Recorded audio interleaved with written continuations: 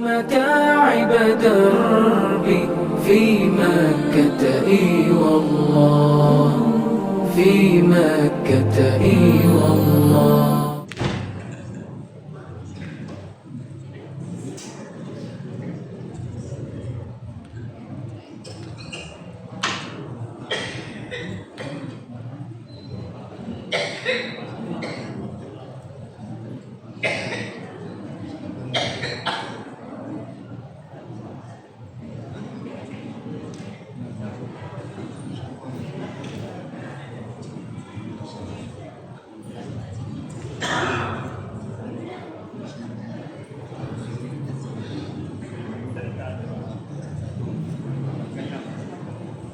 Assalamualaikum warahmatullahi ta'ala wabarakatuh.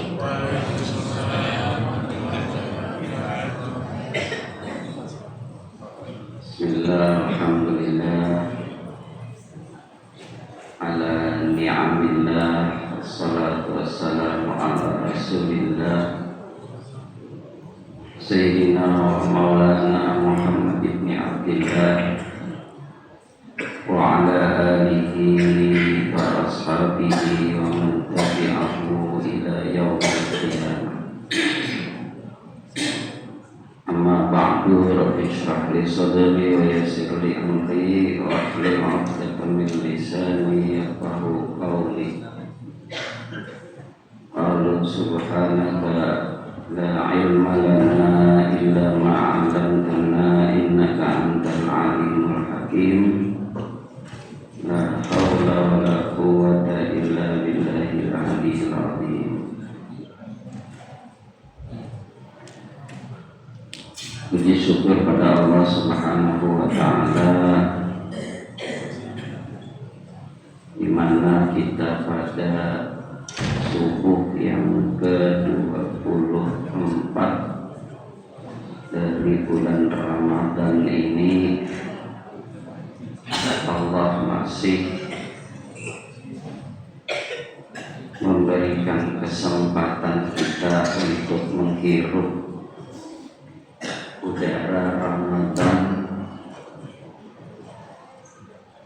dan kita bisa terus istiqomah melaksanakan ibadah-ibadah di dalamnya, baik ibadah wajib, ibadah sunnah, ibadah mahdhah, dan ibadah-ibadah yang lainnya. Salawat dan salam kita sanjungkan kehadiran baginda Nabi besar Muhammad sallallahu alaihi wasallam serta keluarga, sahabat, zuriyat, pengikut beliau ila yaumil qiyamah. Bapak dan Ibu sekalian yang selalu dirahmati oleh Allah Subhanahu wa ta'ala, kita berada di ujung Ramadan. Tidak terasa waktu begitu cepat. Dari hari ke hari kita jalani, dari yang awalnya ringan semakin berat, semakin berat. Dari yang tadinya teman banyak semakin sedikit, semakin berkurang. Namun semua ini tetap kita jalanin dengan sepenuh hati kita. Itu semata-mata karena cinta kita kepada Allah Ta'ala dan Rasulnya, dan kita ingin menggapai ridho dari Allah Subhanahu wa ta'ala, untuk tentunya sama-sama nanti kita berkumpul di surganya Allah Ta'ala. Amin ya rabbal alamin. Semua kita manusia itu pengen umurnya panjang. Sepakat enggak? Dikit doang berarti di sini yang pengen umurnya panjang. Ya. Yang ngomong sepakat dikit, sepakat enggak? Ibu doang. Pantesan ya, banyakan di mana-mana emang yang duluan mati mas suami dibandingkan ibu-ibu. Saya masih sanggup Ustaz untuk menindas suami saya. Ya, pasti semuanya sepakat. Bahkan kalau ada tempat makam di sini yang paling indah, yang paling bagus, nggak ada yang pengen duluan kalau ditawarin. Ya gitu ya, PKM ya. Kita siapin di depan ya. Ada tempat yang paling mewah, paling bagus, insya Allah ada rongga-rongga aset yang masuk ke situ. Jadi adem kuburannya. Siapa yang pengen duluan ngacung? Hah? Nggak ada yang pengen hidup di dunia ini sebentar. Pengennya semuanya panjang umurnya. Nah, ulama kita yang mulia itu mereka mengatakan umur panjang itu bukanlah hal yang penting.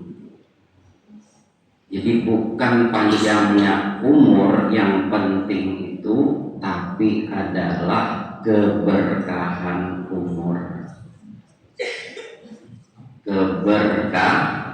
Keberkahan dari umur itu. Kenapa? Karena ada orang yang usianya 70 tahun. Ada orang yang usianya 80 tahun, bahkan 100 tahun. Tetapi amalnya sedikit.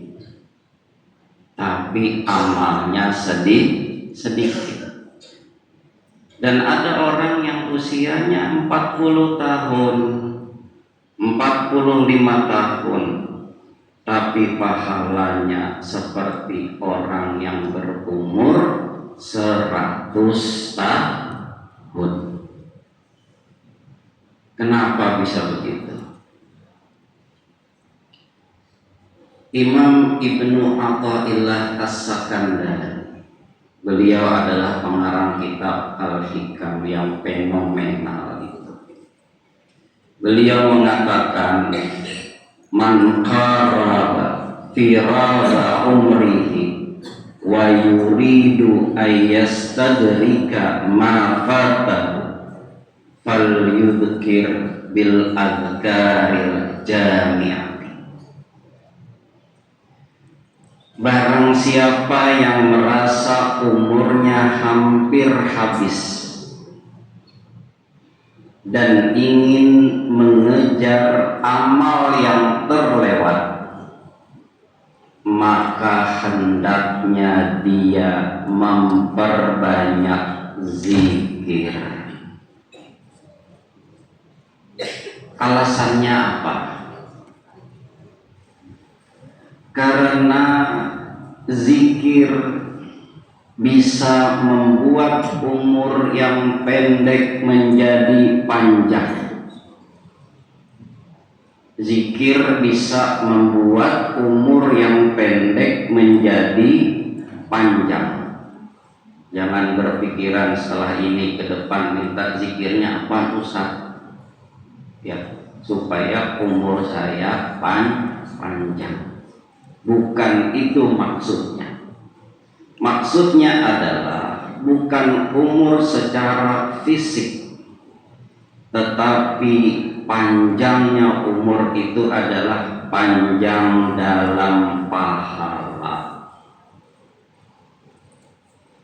Banyak zikir-zikir yang singkat, padat, tapi bisa membuat umur yang pendek itu menjadi panjang. Artinya pahalanya yang panjang. Satu kalimat zikir, subhanallahi wa bihamdihi subhanallahil azim. Hafal semua? hafal. Subhanallah bihamdi, subhanallahil azim, astagfirullah. Ya. Ini dibaca sebanyak 100 kali antara azan dan iqamah subuh. Insya Allah dompetnya nggak akan kosong. Ya, berangkasnya terisi terus, laci uangnya penuh terus. Saya nggak nyebut duit ya, penuh sama apaan kayaknya. Yang penting nggak pernah kok kosong, paling nggak angin yang ngisi. Ya, itu diamalin. Zikirnya singkat tapi padat. Ini bisa memperpanjang umur yang pendek. Kenapa?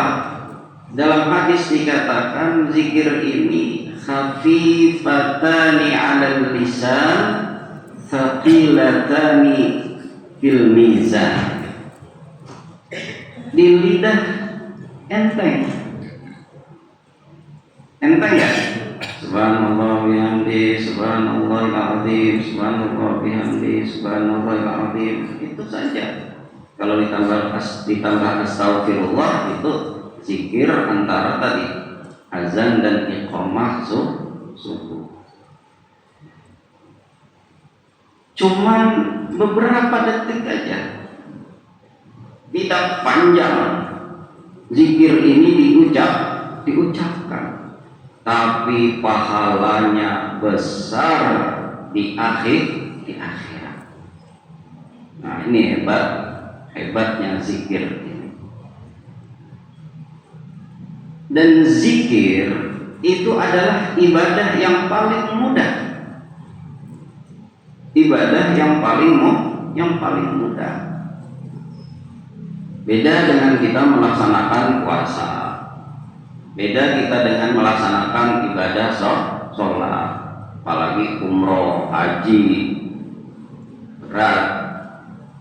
Zakat juga berat, bukan ringan. Nah, kemudian Imam Ibnu Athaillah juga mengatakan, wa kadzalika man fatahu kathratus siyami wal qiyam ayyashghala nafsahu bis sholati ala rasulillahi sallallahu alaihi wasallam. Jika seseorang tidak mampu banyak puasa, tidak mampu banyak qiyamul lail, maka perbanyaklah sholawat kepada Nabi sallallahu alaihi wasallam.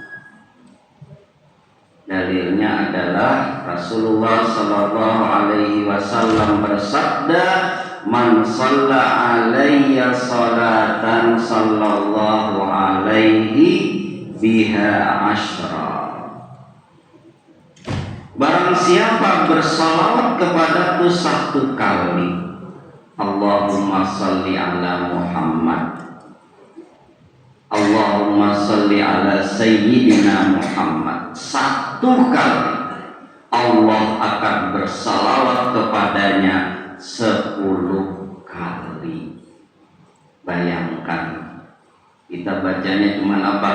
Allahumma salli ala Muhammad. Allah membalasnya berapa? 10 rahmat. Kalau balasan orang mah seberapa sih? Dan kita juga tidak berharap banyak dari balasan orang. Ini Allah yang membalas.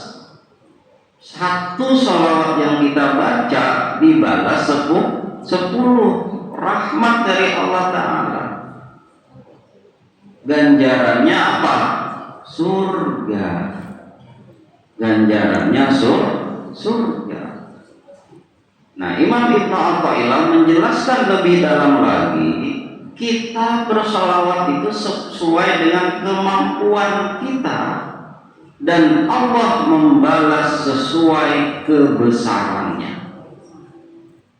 Kita mah semampunya doang. Ya, berapa sih lidah kita mampu? Walaupun katanya zikir itu mudah, zikir itu ringan, tapi tidak banyak orang yang mampu mengolah lidahnya untuk bisa terus-menerus berzikir kepada Allah Subhanahu wa Ta'ala. Padahal di lisan sudah dibilang ringan, enteng, tapi kenapa kita berzikir itu berat? Jadi ringannya yang kita ucapkan, Allah balas dengan kebesarannya. Perbandingan antara amal kita dan balasan Allah itu sangat-sangat jauh. Kenapa? Karena Allah Maha Pemurah. Allah Maha Pemurah. Kalau Allah pendendam modelnya kayak kita udah habis kepada ibu sekalian. Berapa banyak kita sudah membangkang maksiat kepada Allah Ta'ala, tapi Allah tetap sayang sama kita. Kita tetap diberikan bisa bernafas, kita bisa melihat, memandang, kita masih bisa mendengar, kita masih bisa mengucap. Coba kalau kita nggak sholat misalnya, kita nggak sholat satu kali, lalu setelah itu mata kita buta. Pokoknya satu kali nggak sholat buta 1 jam. Kan nggak begitu Allah. Bukan model kayak kita. Melanggar dikit aja udah hukumannya berlipat-lipat. Marahnya udah kayak apaan? Gebukin orang udah kayak apa? Maling ayam kayak apa itu digebukin? Maling motor kayak apa itu? Ya kan? Gemesnya kita, keselnya kita. Kadang nyawa orang kita habisin gara-gara hal sepele. Allah begitu? Enggak. Kalau begitu habis kita udah. Selesai kita. Enggak kan? Satu hari berapa maksiat yang kita lakuin? Berapa mulut kita berkata yang tidak baik? Berapa kali mata kita memandang kepada hal-hal yang dilarang oleh Allah? Berapa banyak kuping kita mendengar hal-hal yang tidak baik? Tapi apa Allah marah sama kita, dendam dengan kita, membalasnya dengan balasan yang setimpal untuk kita? Enggak. Allah tetap kasih nafas kita, Allah tetap kasih kaki kita bisa melangkah, tangan kita bisa meraih, bisa meraba, bisa merasakan, lidah kita masih bisa merasakan sayur asem yang asem, pedasnya sebelah, ya kan, nikmatnya lontong sama gorengan. Itu kenapa jadi makanan favorit sejak kapan gitu ya? Lontong sama gorengan itu sejak kapan gitu? Awal puasa baru kemarin itu dikasih orang, ya. Kalau jalan ke perumas mah kiri kanan itu aja, dan itu yang dikerubutin orang yang bakal laku, yang lain-lain mah kagak laku gitu. Tuh, masih nikmat kan? Masih. Allah Maha Pemurah. Jadi banyak amal-amal yang digandakan oleh Allah Subhanahu wa Ta'ala. Kemudian dilanjutkan lagi oleh Imam Ibnu Athaillah dalam kitab Tajul Arusnya. Beliau mengatakan, memberikan satu perumpamaan yang sangat indah. Umur tidak hilang kecuali karena kelalaian dari zikir kepada Allah. Umur nggak hilang, kata beliau. Hilangnya apa? Ketika lalai dari zikir kepada Allah. Ini adalah pencuri umur manusia. Jadi umur kita ini mesti dijaga Bapak dan Ibu sekalian. Karena ada malingnya. Ada malingnya. Apa malingnya? Lalai. Lalai an zikrillah, dari berzikir kepada Allah. Beliau memberikan contoh, pencuri tidak akan mencuri rumah yang penghuninya terjaga, yang penghuninya bangun. Ya, kalau di rumahnya ada orang lagi bangun, lagi nonton TV, lagi main game, maling intip-intip masih bangun, kira-kira masuk nggak dia? Kalau masuk dia kalau dimasuk juga dia apa? Rampok dia. Bukan maling. Kalau maling nggak akan masuk selama penghuni itu terjaga. Makanya kalau kata orang dulu, kalau perokok itu rumahnya aman, ya nggak akan ada maling. Tuh Bapak Ibu bersyukur punya suaminya perokok. Rumahnya pernah kemalingan nggak? Nggak pernah. Maling ngintip-ngintip batuk ya kan, agak jadi. Iya. Nah maling nggak jadi lagi. Orang perokok kan batuk-batuk mulu. Ya. Nah, tapi pencuri itu mencuri ketika penghuni rumah itu lalai, penghuni rumah itu tidur. Nah begitu juga dengan kita, dengan kehidupan kita. Ketika hati zikir, setan itu tidak bisa mencuri umur kita. Selama kita ini selalu berzikir, setan itu tidak bisa mencuri umur kita. Tapi ketika kita lalai, waktu kita habis tanpa pahala. Berapa banyak waktu kita habis ngobrol yang tidak bermanfaat, scrolling HP, dilewatin semua. Pokoknya tangan begini aja judul, ya kan? Mau yang nongol agama, mau yang nongol politik, mau yang nongol artis, berarti sebentar terus jalan lagi, ya kan? Wah kurang menarik, jalan lagi. Habis umur kita di situ, nonton sesuatu yang sia-sia. Padahal kebaikan seorang mukmin itu adalah meninggalkan hal-hal yang sia-sia. Min husni islamil mar'i tarkuhu ma la ya'ni. Di antara baiknya keislaman seseorang itu adalah dia meninggalkan hal yang sia-sia. Nah, pada waktu-waktu yang diberikan oleh Allah ini, umur yang diberikan oleh Allah, hendaknya kita isi dengan apa? Istighfar banyakin. Ketika kita teringat dosa-dosa yang sudah kita lakukan, banyaklah beristighfar, banyaklah bertasbih, banyaklah bersolawat. Itu pahalanya bisa kayak gunung besar, pahalanya kayak gunung. Ketika tetangga kita ada yang meninggal, itu jangan dilewatkan untuk tidak mensolatkannya. Segera itu tanya betul-betul kapan disolatinnya. Karena satu kali kita mensolatkan orang yang meninggal itu pahalanya segede gunung Uhud. Tahu gunung Uhud yang bentangannya itu sampai 6 sampai 7 kilo gitu. Besarnya kayak gitu.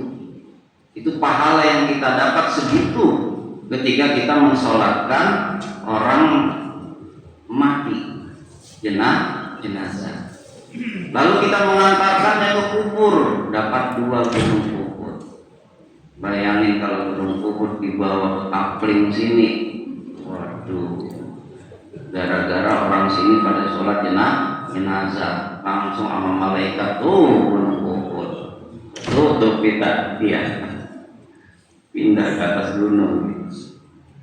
Luar biasa besarnya pahala yang diberikan oleh Allah Subhanahu wa Ta'ala. Tapi ada yang lebih mudah lagi, ya, istighfar, tasbih, kemudian sholat. Itu pun pahalanya juga seperti gunung besarnya. Nah, para ulama mengatakan orang yang umurnya berkah itu memiliki 3 kebiasaan. Nah, kita pengen tahu nih, umur kita nih sampai sekarang ini berkah atau enggak sih? Ini ada 3 kebiasaan yang orang ini lakukan. Yang pertama, orang yang umurnya berkah itu lisannya selalu zikir. Lisannya selalu zikir, enggak sepi dari zikir. Sering saya sampaikan, zikir itu dimanapun, kapanpun. Mau di kamar mandi juga kita masih bisa berzikir. Yang penting tidak keluar dari mulut kita. Zikir kita ada di dalam hati. Bahkan maaf, ketika berhubungan badan pun, itu sering saya sampaikan di sini kan. Itu juga kita berzikir. Zikirnya di mana? Di dalam hati. Emang bisa. Ya. Emang bisa lagi begitu, lagi enak-enaknya terbang-terbang sono kemari, berzikir emang bisa. Dilatih. Walaupun sampai ngomong, ya.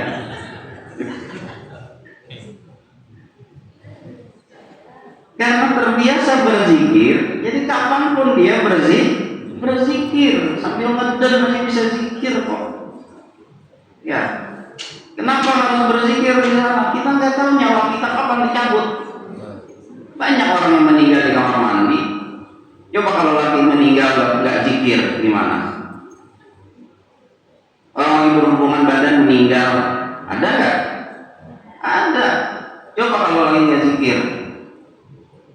Apalagi yang dihubungi bukan badan bininya, badan tetangganya, bini orang. Fatal itu. Oh, jadi kalau bini orang nggak apa-apa berzikir, Ustaz? Lu pikirin dah. Jangan nanya-nanya gua kalau soal itu.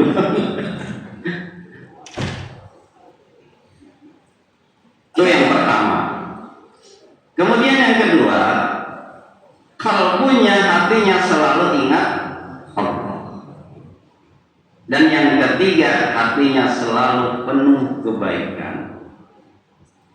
Ini walaupun hidupnya agak lama ini, tapi amalnya banyak. Karena setiap detik itu bernilai ibadah. Nah, orang yang hidupnya itu selalu penuh kebaikan, mereka ini diantaranya adalah mudah memaafkan. Itu cirinya. Seorang kalau pengen tahu hidupnya baik itu gitu, mudah memaafkan, nggak punya sifat dendam dan nggak menyimpannya. Walaupun dendam sebentar, kemudian hilang. Ada orang yang nyakitin dia, kata-katanya bikin sakit hati, dia balas mah bisa dia membalasnya. Tapi yang dalam hatinya dia bilang apa? Nggak apa-apa. Mungkin ke orang sedang ada masalah, gitu ya. Mungkin itu orang lagi ada masalah. Karena ada orang tuh nggak biasanya, tapi saat itu lidahnya menyakitin banget. Mungkin dia lagi ada masalah. Baru kesenggol dikit aja udah ngamuknya udah kayak apa. ya kan, senggol bacok gitu kan ya, senggol bacok nggak punya masalah tuh orang, udah biarin aja. Itu tandanya apa? Hatinya luas, hatinya penuh kebaikan. Kemudian selanjutnya, orang yang hatinya itu baik itu senang melihat orang lain bahagia. Hati yang baik itu nggak iri ketika orang mendapatkan nikmat. Tetangganya pergi haji ya, atau temannya sukses dalam usaha, dia bilang apa? Dia nggak bilang begini, kenapa bukan saya ya? Ya, kenapa jadi dia yang berangkat? Kenapa bukan saya? Dia nggak ngomong gitu. Tapi orang yang hatinya baik itu dia bilang apa? Masya Allah, semoga Allah menambah keberkahan untuknya. Tuh yang keluar itu, semoga Allah menambah keberkahan untuknya. Ini tandanya orang ini hatinya bersih dari hasad, bersih dari hasad. Karena hasad itu senang lihat orang susah lihat orang senang. Ini bersih nih, lihat orang senang, dia bahagia dan dia mendoakan. Dari mulutnya keluar kata-kata kebaikan, doa dan harapan. Mudah-mudahan saya pun akan seperti dia. Kemudian selanjutnya, orang yang hatinya bersih itu selalu berbaik sangka, berhusnuzon. Hati yang dipenuhi kebaikan itu selalu mencari alasan baik untuk orang lain. Misalnya temannya nggak nyapa nih, sombong amat ya. Teman-teman kemarin baru beli motor baru, diplengmosin gua, belagu banget. Dia nggak begitu, tapi dia apa? Dia katakan dalam hati dia apa? Lagi nggak fokus kali dia, gitu ya. Lagi nggak fokus, lagi banyak pikiran kali. Agak ngeliat dia sama gua, gitu kan. Kalau saya kalau ini, oh Ustadz nggak pakai kacamata, pantesan nggak ngeliat gua. Iya. Saya juga dulu gitu, orang aki-aki kagak nyapa kita, mana dia kenapa sama gua? Lihatin matanya. Kalau dia begini terang, kalau dia begini burem, nggak ngenalin kita. Ya, jadi nggak langsung memponis, pelaku sombong, baru ganti bis ke Pario aja pelakunya belum minta ampun, gitu ya. Nah, enggak begitu. Dia selalu berbaik sangka. Mungkin lagi ada urusan, mungkin lagi kebelet, gitu kan. Mungkin lagi pengen buru-buru, jadi nggak sempat nyapa kita. Gitu. Kemudian selanjutnya, orang yang hatinya baik itu tidak menunggu diminta untuk membantu. Lihat orang kesulitan, buru-buru dia. Ingin membantu. Melihat orang kesusahan, ia tergerak hatinya tuh, walaupun sedikit, tapi dia pengen membantu. Nggak ada bodoh amat, bukan saudara gua,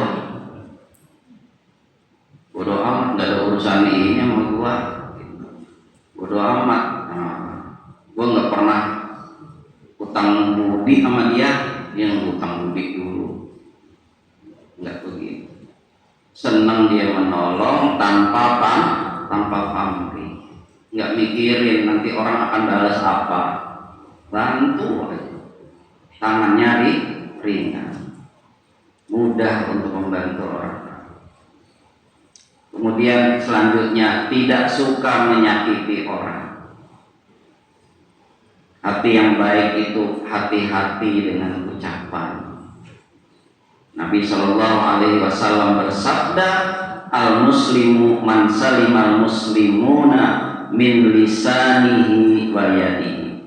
Seorang muslim adalah orang yang orang lain selamat dari lisan dan tangannya. Artinya apa? Lisannya, lidahnya tidak suka melukai orang, tangannya juga tidak menyakiti orang lain. Ini juga hati orang ini baik, tanda-tandanya begitu. Kemudian yang keenam, dia mudah bersyukur. Hati yang baik itu lebih banyak melihat nikmat daripada kekurangan. Walaupun dia hidupnya sederhana, ya, rumah sederhana, mobil sederhana, pesawat jet pribadi sederhana semuanya. Ya, tapi dia bilang apa? Alhamdulillah badan masih sehat, masih bisa makan, ya kan? Walaupun nggak sering-sering sarapan di Singapura, makan siang di Dubai, ya kan? Makan malam di Kairo, gitu. Walaupun nggak sering-sering, tapi alhamdulillah, gitu kan? Masih bisa sholat, walaupun hanya di Masjidil Haram,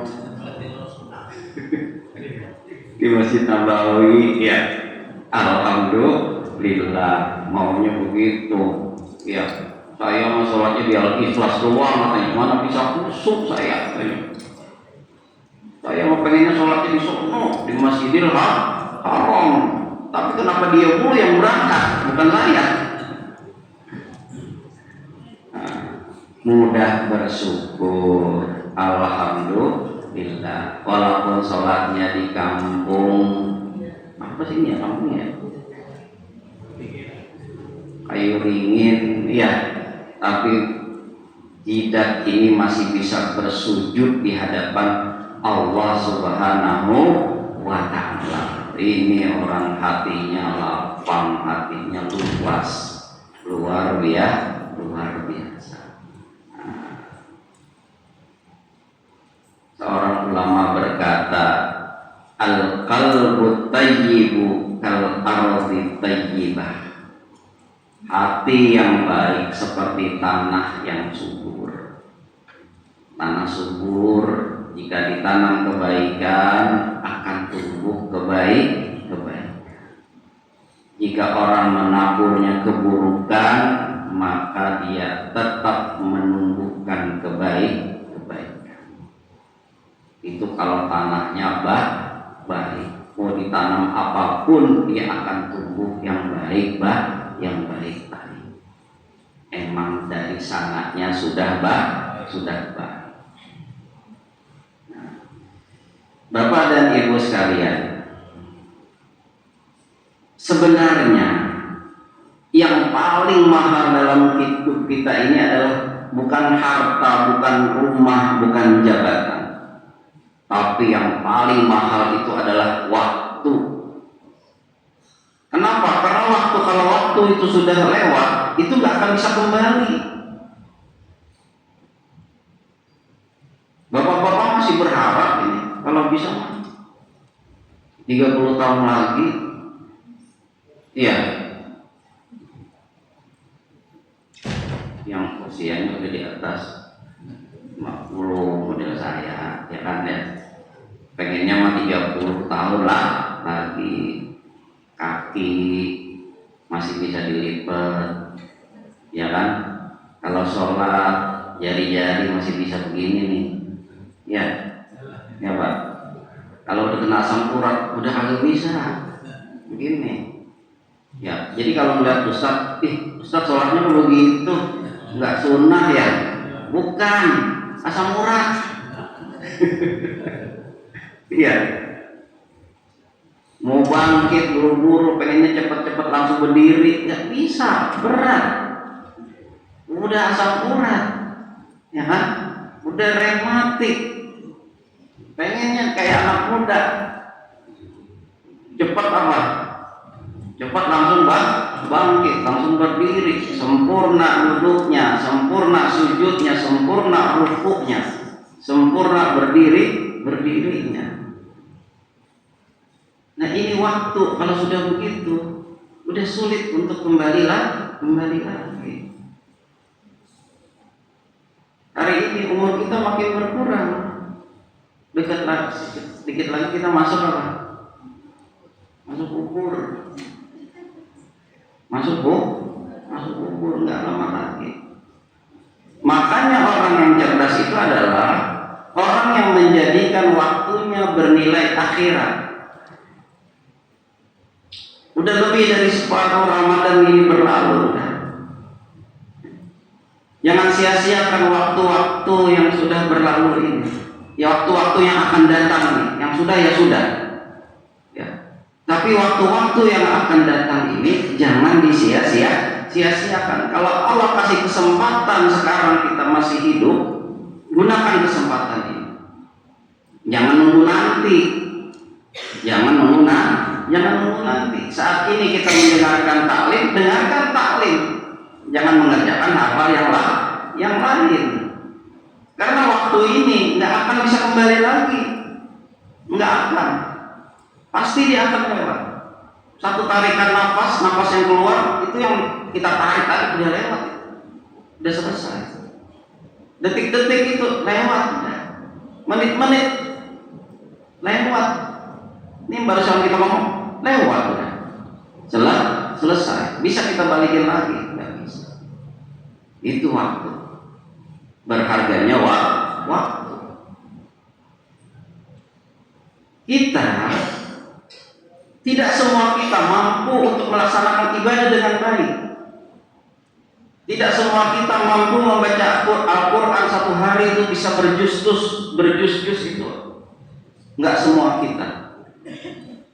Enggak semua kita bisa melaksanakan ibadah puasa wajib. Enggak semua kita bisa tarawih qiyamul lail malam. Enggak semua kita bisa iktikaf. Enggak semua kita bisa sedekah dengan nilai yang fantastis. Tidak. Dan Allah juga nggak pernah maksa kita untuk itu. Allah nggak pernah maksa kita untuk target 1 bulan harus khatam Al-Quran minimal 1 kali. Allah nggak pernah target itu. Puasa harus 30. Akhirnya maksain puasa, mati. Berapa tuh dokter jangan puasa? Enggak, pokoknya saya harus puasa, mati dia. Enggak begitu. Kita baca Quran sampai melupakan hal-hal yang lain. Kita tinggalin demi menyelesaikan Al-Quran. Banyak kewajiban-kewajiban lain yang terlewatkan. Enggak, Allah enggak memaksa kita untuk melaksanakan satu ibadah. Allah menyesuaikan semampu kita. Makanya kerjakan. Kita mampunya 2 rakaat, ya 2 rakaat. Kita mampunya 1 lembar dalam setiap waktu habis sholat, ya 1 lembar. Sudah cuma 1 ayat, Ustaz. Udah nggak sanggup lagi saya. Semampu kita.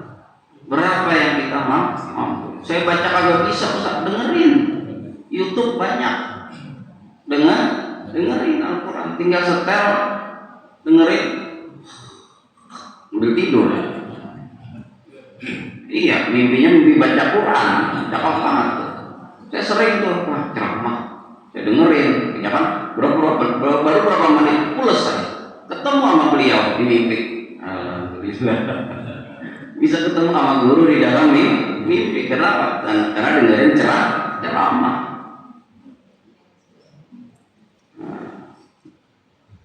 Jadi kalau kembali ulama kita bilang apa? Ada 3 hal yang paling disesali manusia ketika dia menjelang mati. Yang pertama, waktu yang habis tanpa zikir. Itu nanti nyesel. Kenapa nggak dari dulu saya zikir terus ya? Terlewat begitu aja. Yang kedua, hari yang terlewat tanpa amal baik. Itu nanti jadi penyesalan kita. Dan umur yang kita habiskan hanya untuk dunia. Berapa banyak sekarang ini orang Di saat Ramadan, saat puasa pun dunia terus yang ada di pikiran. Nggak sempat taraweh, nggak sempat ibadah, nggak sempat, masya Allah, habis waktunya. Yang penting Ramadan mah target bisa pulang kampung, bisa beli aki, ganti ban 4 biji, mobil dicet, berangkat pulang kampung. Itu yang dibawa, yang bisa gaya-gayaan, pulang-pulang penyok ke mobil, benerin lagi, syukurin. Yang niatnya mungkin ya bunyi apa itu? Waktu terlarang 15 menit. Di masjid saya belum ada yang beginian. Yang ngerti dah kalau saya ngomong gitu. Di masjid saya belum ada. Iya, itu tadi 3 hal. Nah, karena itu ya mulai sekarang udah biasain tetap beramal ringan tapi berat di timbangan. Udah mulai ya Bapak Ibu. Ya jangan ditunda-tunda lagi. Udah dibiasain udah. Nanti kalau sudah terbiasa itu zikir itu otomatis. Ya, ulama kita itu bilang begini. Tidak semua orang setelah sholat itu zikirnya itu harus sama, harus kompak. Itu membantu kita. Ya. Tadi Pak DKM baca zikirnya lah. La ilaha illallah wa la syarika lah. Ya. Mulku wa lahul hamdu yuhyi wa yumiitu wa ala kulli syai'in qadir. Kan idealnya 10. Allahumma ajirna minan nar, Allahumma ajirni minan nar. Itu kan 7 kali. Allahumma antas salam minkas salam. Terus subhanallah, alhamdulillah, Allahu akbar 33. Dan banyak lagi zikir-zikir yang lain. Di masjid saya lebih panjang lagi. Ya, sampai la ilaha illallah 100 kali. Coba kalau saya kedengaran di sana, zikir siapa tuh ya? Itu di masjid tempat saya. Jadi lebih panjang lagi. Tapi zikir yang terbaik itu adalah, itu kan ngebantu kita untuk menghafal zikir. Karena kita sering ikut zikir di masjid itu, akhirnya kita hafal zikir.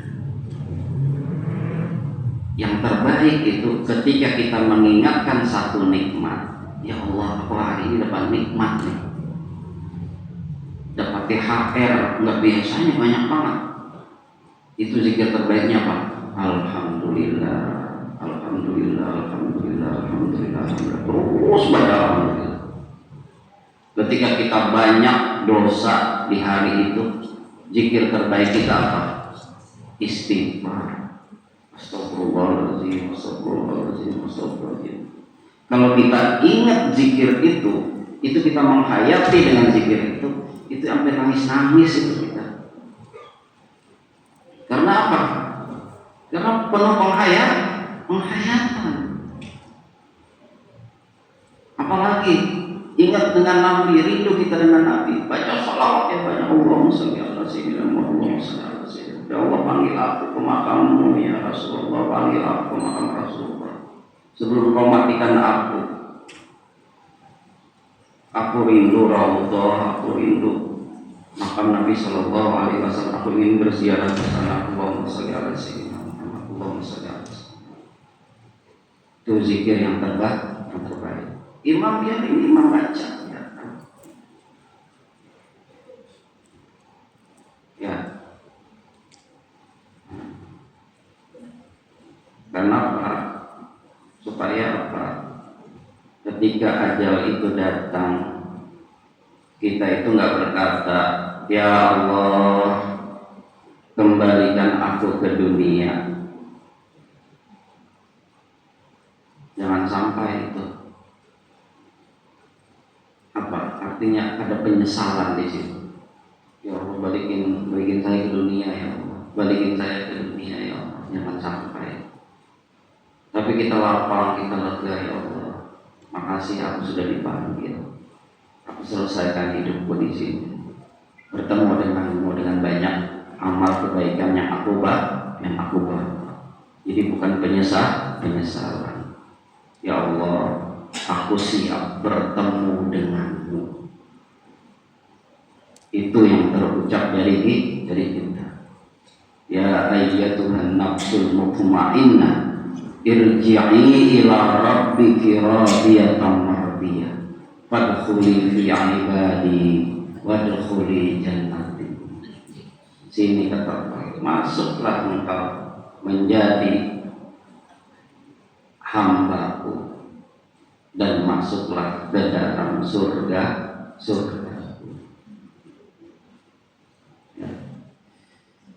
Baik Bapak dan Ibu sekalian, mudah-mudahan di hari yang ke-24 ini menjadi hari-hari yang panjang buat kita untuk terus bermunajat kepada Allah Ta'ala, berdoa kepada Allah Ta'ala, meminta ampun kepada Allah Ta'ala, memperbanyak zikir-zikir. Kita minta pada Allah, Allahumma barik lana fi a'malina. Ya Allah, berkahilah umur kami, waj'al awqatana amiratan bi dzikrika, penuhi waktu kami dengan zikir kepadamu, wala taj'alna minal ghafilin, dan jangan jadikan kami termasuk orang-orang yang lalai. Ya Allah, pada pagi ini ya Allah yang penuh berkah di bulan Ramadan ini, terimalah puasa kami, qiyam kami, bacaan Quran kami. Jadikan Al-Quran penyejuk hati kami. Ampuni dosa kami dan dosa kedua orang tua kami. Jangan engkau keluarkan kami dari bulan Ramadan kecuali engkau telah mengampuni dosa kami, menerima amal kami, dan membebaskan kami dari api neraka. Allahumma innaka afun karimun tuhibbul afwa fa'fu anna. Wa sallallahu ala sayyidina Muhammadin nabiyil ummi wa ala alihi wa sahbihi wa sallam, walhamdulillahi rabbil alamin. Barangkali itu yang bisa saya sampaikan, mudah-mudahan ada manfaatnya. Billahi taufiq wal hidayah. Assalamualaikum warahmatullahi wabarakatuh.